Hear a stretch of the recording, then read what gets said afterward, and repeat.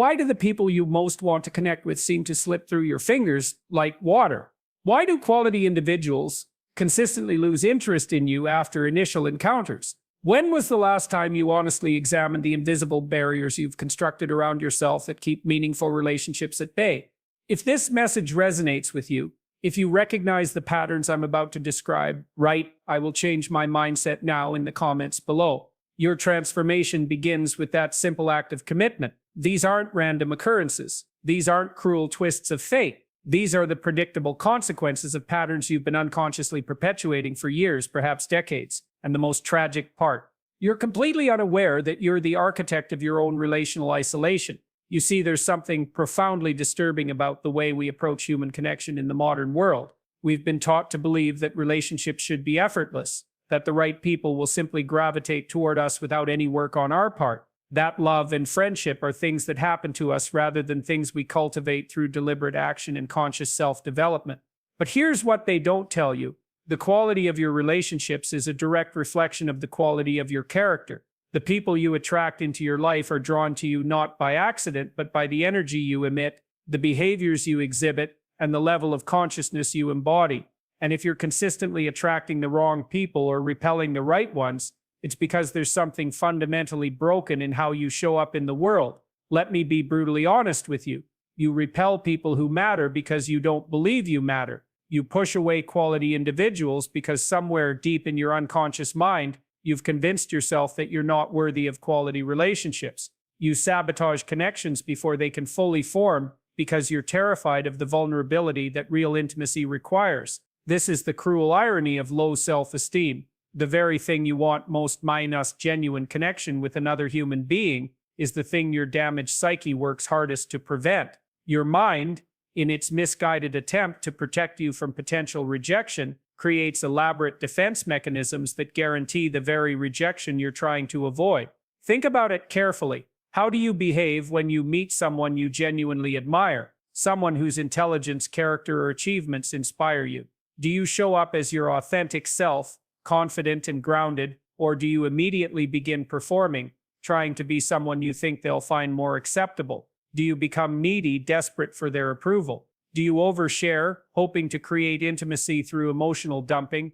Do you minimize yourself, apologizing for your existence before you've even had a chance to demonstrate your worth? These behaviors, born from insecurity and desperation, are like emotional repellent. They create an energetic field around you that high-quality people instinctively avoid. Why? Because healthy, self-actualized individuals are drawn to strength, authenticity, and emotional stability. They're attracted to people who have something to offer, who bring value to interactions, who enhance rather than drain their energy. But when you approach relationships from a place of neediness, when you're looking for someone else to fill the void within you, when you're seeking external validation to compensate for your internal emptiness, you're not offering value, you're seeking to extract it. And people can sense this, often unconsciously, within moments of meeting you. The paradox of neediness is that it creates the very scarcity it seeks to avoid. When you're desperate for connection, when you're grasping for relationships, when you're trying too hard to be liked, you create an energy of desperation that repels the very people who might otherwise be drawn to you. It's like trying to catch water with your hands. The tighter you squeeze, the more it slips away. This brings us to a fundamental truth about human consciousness and attraction. We are drawn to those who possess what we lack, and we're repelled by those who embody what we fear in ourselves. If you're carrying unresolved shame, if you're harboring deep-seated feelings of inadequacy, if you're walking around with a wounded sense of self, you're going to unconsciously attract people who mirror these qualities back to you. But here's where it gets even more complex. When you do encounter someone who embodies the qualities you admire, confidence, purpose, emotional stability, authentic self-expression, your unconscious mind immediately recognizes the gap between who you are and who they are. This recognition triggers a cascade of defensive responses designed to protect your fragile ego from the painful reality of your own limitations. You might become critical, looking for flaws in the other person to diminish their perceived superiority. You might become competitive, trying to prove that you're just as good as they are. You might become withdrawn, convinced that you have nothing to offer someone of their caliber. Or you might become clingy, desperate to absorb some of their energy and confidence through proximity. All of these responses have the same effect. They create distance. They push away the very people who could potentially help you grow, who could challenge you to become better, who could offer you the kind of meaningful connection you're seeking. The tragedy is that you're not even aware you're doing this. These patterns operate below the level of conscious awareness, embedded in your nervous system through years of conditioning, trauma, and negative self-talk. You've become so accustomed to relating to people from a place of deficit that you don't even recognize when you're doing it. But consciousness, true consciousness, is the ability to observe these patterns without being enslaved by them. It's the capacity to witness your own thoughts, emotions, and behaviors with objective clarity, to recognize the ways you sabotage yourself, and to choose differently. This is where the concept of time becomes crucial. Every moment you spend unconsciously repeating these self-destructive patterns is a moment you're not spending developing into the kind of person who naturally attracts quality relationships. Time is not just passing eins, it's being actively wasted on behaviors that move you further away from your goals rather than closer to them. You have a finite number of opportunities to make meaningful connections in your lifetime. Every person you meet is a potential doorway to growth, learning, and authentic relationship. But if you're approaching these encounters with the same broken patterns, the same unconscious neediness, the same defensive strategies, you're essentially closing these doorways before they have a chance to open. The reality is that healthy, successful, emotionally mature people don't have time for your insecurities. They don't have energy for your neediness. They don't have patience for your emotional unavailability. Not because they're cruel or heartless, but because they've worked hard to create lives of meaning and purpose, and they're naturally drawn to others who are on a similar path. This is why personal development isn't optional if you want meaningful relationships. This is why self-improvement isn't selfish. It's essential. You cannot give what you don't have, and you cannot attract what you don't embody. If you want to connect with people of quality, you must first become a person of quality yourself. But what does it mean to become a person of quality? It means developing a strong sense of self that isn't dependent on external validation. It means cultivating interests, skills, and passions that make you genuinely interesting to be around. It means taking responsibility for your emotional state rather than expecting others to manage it for you. It means becoming someone who adds value to interactions rather than someone who seeks to extract value from them. This transformation requires you to confront some uncomfortable truths about yourself. You'll have to acknowledge the ways you've been showing up in relationships that haven't been serving you. You'll have to take responsibility for your role in the patterns you've been experiencing. You'll have to face the parts of yourself that you've been hiding or denying. But here's what's beautiful about this process: as you begin to heal your relationship with yourself, as you start to develop genuine self-respect and self-compassion, as you begin to cultivate a sense of purpose and meaning in your life, you naturally become more attractive to others. Not because you're trying to be attractive, but because you're emanating the kind of energy that healthy people are drawn to. When you're no longer desperate for connection, when you're no longer trying to fill an internal void through external relationships, when you're no longer approaching people from a place of neediness, you create space for authentic connection to emerge. You become someone who can appreciate others without needing to possess them, who can offer support without expecting something in return,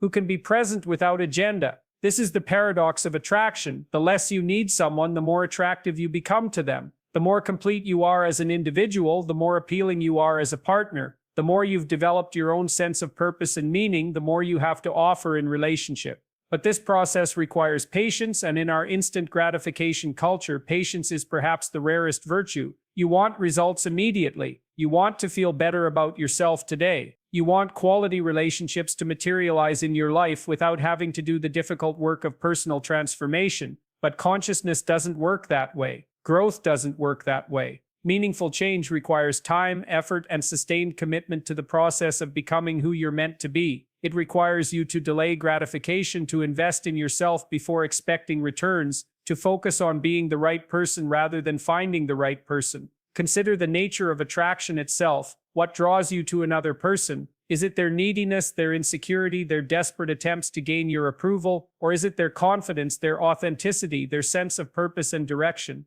The answer is obvious. Yet most people continue to lead with the very qualities that repel others. Real attraction is based on admiration, respect, and genuine interest. It's sparked by encountering someone who has cultivated themselves, who has something unique to offer, who brings their own energy and enthusiasm to interactions. It's not about perfection, it's about authenticity, growth, and the courage to be genuinely yourself. But being genuinely yourself requires you to know who you are. And most people have spent so much time trying to be who they think others want them to be that they've lost touch with their authentic self. They've become so focused on managing their image, on controlling how others perceive them, on avoiding rejection, that they've forgotten what it feels like to simply exist without pretense. This is where the journey becomes both challenging and liberating. To stop repelling quality people, you must first stop rejecting the quality parts of yourself. You must learn to appreciate your own unique gifts, to value your own perspective, to respect your own journey. You must develop the kind of relationship with yourself that you want to have with others. This means setting boundaries, which many people struggle with because they fear it will push others away. But boundaries don't push quality people away. They attract them. Healthy individuals respect and appreciate boundaries because they understand that someone who respects themselves is more likely to respect others. It means developing your own interests and passions not because you think they'll make you more attractive to others, but because they make you more interesting to yourself. When you're genuinely excited about your own life, when you're engaged in pursuits that challenge and fulfill you, you naturally become more magnetic to others. It means learning to be comfortable with solitude, to enjoy your own company, to find contentment in your own presence. This isn't about becoming antisocial or isolated, it's about becoming someone who chooses relationships from a place of desire rather than desperation, who connects with others from a place of abundance rather than scarcity. The transformation from someone who repels quality people to someone who attracts them is fundamentally about shifting from a mindset of scarcity to a mindset of abundance. Instead of approaching relationships with the question, "What can I get from this person?" you begin to ask, "What can I offer?" Instead of focusing on your own needs and insecurities, you become genuinely curious about others. This shift in perspective changes everything. When you're not focused on impressing others, you can actually listen to them. When you're not worried about being rejected, you can be authentic. When you're not trying to extract value from interactions, you can genuinely add value to them. But this transformation requires you to face and heal the wounds that created these patterns in the first place. Maybe you were rejected by someone important to you early in life. Maybe you were criticized, ignored, or abandoned. Maybe you learned to believe that you weren't worthy of love unless you performed, achieved, or sacrificed yourself for others. These experiences, while painful, don't have to define your future relationships, but they do need to be acknowledged, processed, and integrated. You need to understand how your past is influencing your present, how your wounds are creating your patterns, how your unconscious beliefs are shaping your behavior. This is deep work, and it's not easy. It requires courage to face the parts of yourself you've been avoiding, compassion to heal the wounds you've been carrying, and discipline to develop new patterns of relating. But it's also the most important work you'll ever do because it determines the quality of every relationship you'll ever have. The reality is that you teach people how to treat you through how you treat yourself. If you don't respect yourself, others won't respect you. If you don't value yourself, others won't value you. If you don't believe you deserve quality relationships, you won't attract them. But the reverse is also true. When you begin to treat yourself with respect, others will follow suit. When you start valuing yourself appropriately, you'll naturally attract people who value you. When you believe you deserve quality relationships, you'll stop settling for less than you deserve. This is the fundamental law of attraction in relationships. You attract what you are, not what you want. If you want to attract confident people, you must develop confidence. If you want to attract emotionally stable people, you must develop emotional stability. If you want to attract people with purpose and direction, you must develop purpose and direction yourself. The journey from being someone who repels quality people to someone who attracts them is ultimately a journey of self-discovery, self-acceptance, and self-development. It's about becoming the kind of person you would want to be in a relationship with, the kind of person you would want as a friend, the kind of person you would want to spend time with. This doesn't mean becoming perfect, it means becoming authentic. It doesn't mean having no flaws, it means being honest about your flaws while actively working to improve. It doesn't mean having everything figured out, it means being committed to the process of figuring it out. Quality people are attracted to growth, not perfection. They're drawn to authenticity, not performance. They're interested in depth, not surface-level charm. They want to connect with someone who is real, who is growing, who is committed to becoming the best version of themselves. As you embark on this journey of transformation, remember that the goal isn't to manipulate or trick people into liking you. The goal is to become genuinely likable, to develop the qualities that naturally attract others, to create the kind of energy that people want to be around. This means working on yourself, not just for the sake of relationships, but for the sake of becoming who you're meant to be. It means pursuing growth, healing, and self-actualization as ends in themselves, not just as means to an end.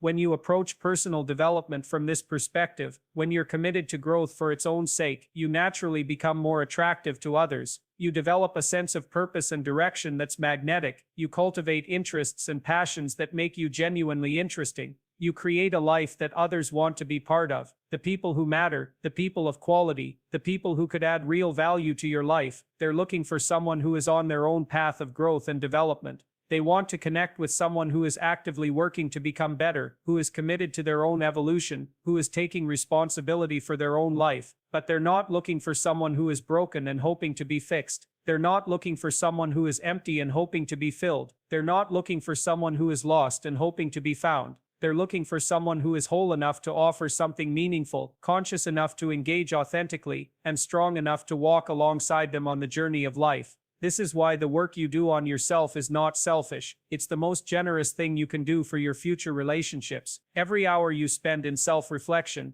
every effort you make to heal your wounds, every step you take toward becoming more authentic and self-aware, is an investment in the quality of every relationship you'll ever have. The time you spend learning to love yourself is time that will pay dividends in every interaction you have with others. The energy you invest in developing your own sense of purpose and meaning is energy that will make you more attractive to people who also have purpose and meaning in their lives. You have been approaching relationships from a place of neediness and desperation, but the truth is that you are already worthy of love and connection exactly as you are. The problem isn't that you're inherently unlovable, the problem is that you don't believe you're lovable, and that belief creates behaviors that push people away. But here's the transformative truth: you can change your beliefs, and when you change your beliefs, you change your behaviors, and when you change your behaviors, you change your results. The power to transform your relational life is already within you. You just need to access it. Your journey toward attracting quality relationships begins with a single choice: the choice to stop repelling the people who matter and start becoming the kind of person who naturally attracts them.